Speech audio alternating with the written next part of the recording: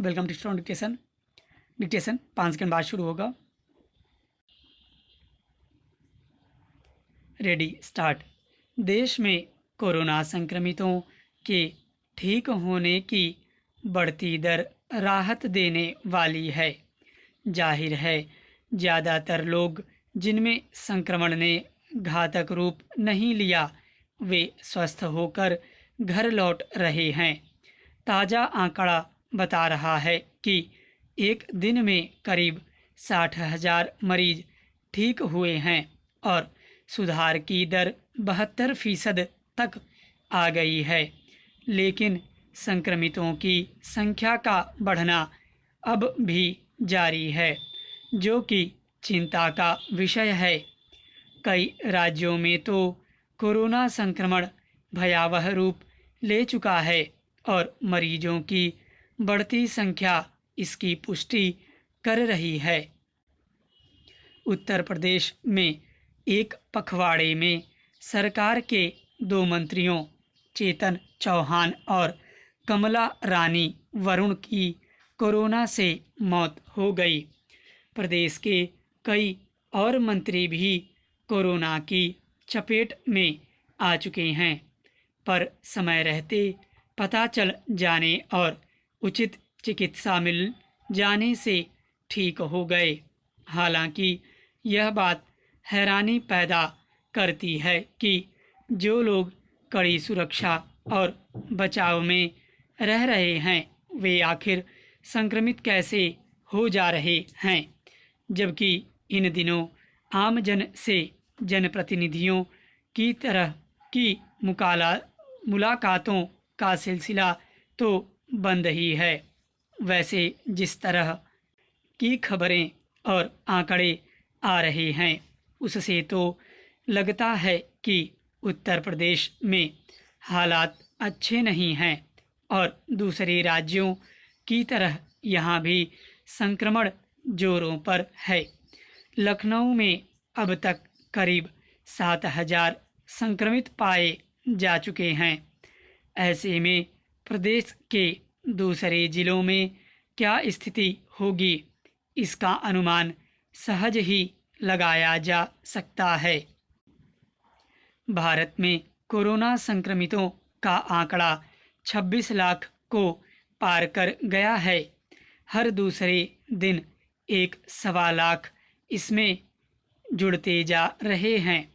महाराष्ट्र, तमिलनाडु, उत्तर प्रदेश, कर्नाटक, गुजरात, बिहार और पश्चिम बंगाल देश के उन शीर्ष राज्यों में है जहां हालात सबसे ज़्यादा विकट रूप ले चुके हैं।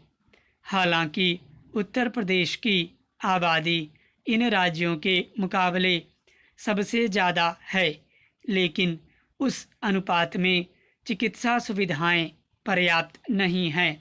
यही वजह है कि अभी जितने कोरोना मरीज सामने आ रहे हैं उनके लिए अस्पताल कम पड़ रहे हैं। आईसीयू तो वीआईपी और गंभीर मरीजों से पहले से भरे पड़े हैं। ऐसे में आम लोगों का इलाज कैसे हो, यह बड़ी समस्या है। जिलों में बड़ी मुश्किल यह खड़ी हो रही है कि कोरोना से निपटने में लगे चिकित्सा और जांचकर्मी खुद ही संक्रमण के शिकार होते जा रहे हैं और इस कारण कई जगहों पर कोरोना के मरीजों को भर्ती तक नहीं किया जा रहा। राज्यों में स्थिति यह हो गई है कि सरकारें दावा तो कुछ रही हैं, जबकि ज़मीनी हकीकत कुछ और सामने आ रही है। ग्रामीण इलाकों में कोरोना संक्रमण तेजी से फैल रहा है।